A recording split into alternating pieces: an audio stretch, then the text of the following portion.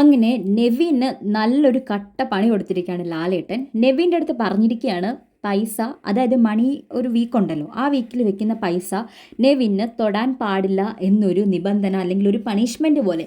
കാരണം ലാലേട്ടൻ പറഞ്ഞായിരുന്നു നെവിൻ ഇതിനകത്തുനിന്ന് ഔട്ടായില്ല വെച്ചോ, ലൈക്ക് ഈ എവിക്ഷനിൽ ഔട്ടായില്ലെങ്കിൽ നെവിന് ഒരു പണിഷ്മെൻറ്റ് കൊടുക്കുമെന്ന് പറഞ്ഞു. അപ്പം നെവിന് കൊടുത്തിരിക്കുന്ന പണിഷ്മെൻറ്റ് നെവിന് മണി വീക്കിൽ പൈസ തൊടാൻ പാടില്ല.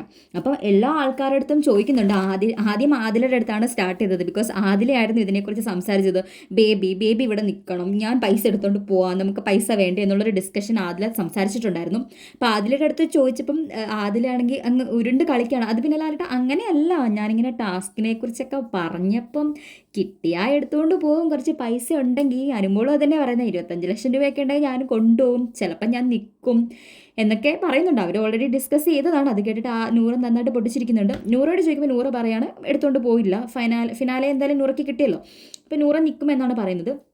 നെവിൻ്റെ അടുത്ത് ആദ്യം ചോദിക്കുമ്പോൾ നെവിൻ പറയുന്നത് ഇല്ല ലാലേട്ടാ, ഞാൻ ക്യാഷ് എടുക്കാൻ സാധ്യതയുണ്ട്, ഫൈനൽ 5 വരുമോയെന്ന് അറിയത്തില്ല, വന്നാൽ ചിലപ്പോൾ എടുക്കില്ല, പക്ഷേ ഞാൻ എടുക്കാൻ സാധ്യതയുണ്ട് ഇല്ല എന്നുള്ള രീതിയിൽ നെവിൻ ഉരുണ്ട് കളിക്കുന്നുണ്ട്. എന്തായാലും അനീഷയുടെ അടുത്ത് ചോദിക്കുമ്പോൾ അനീഷേട്ടൻ പറയുന്നു എടുക്കില്ല. അതേപോലെ അക്ബറിൻ്റെ അടുത്ത് ചോദിക്കുന്നുണ്ട്. അക്ബർ ആദ്യം ഇങ്ങനെ റെഫ്യൂസ് ചെയ്തു, അതിനുശേഷം പറഞ്ഞു ലാലേട്ടാ 15 ലക്ഷമൊക്കെ ഉണ്ടെങ്കിൽ 25 ലക്ഷമൊക്കെ ഉണ്ടെങ്കിൽ ഞാൻ ചിലപ്പോൾ എടുക്കും, എന്നാലും എനിക്ക് ഫൈനൽ വരെ നിൽക്കണം എന്നാണ് ആഗ്രഹം എന്ന് പറയുന്നുണ്ട്.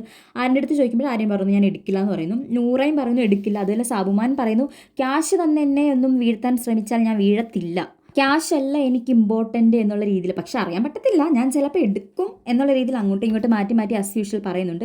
അനുമോളും പറയുന്നുണ്ട് എത്രയാ ക്യാഷ് ഉണ്ടോന്നും ബിഗ് ബോസ് പറഞ്ഞിട്ടില്ലല്ലോ. അനുമോൾക്കൊരു ആഗ്രഹം ഉണ്ടെന്ന് തോന്നുന്നു എടുത്തുകൊണ്ട് പോകാനുള്ളത്.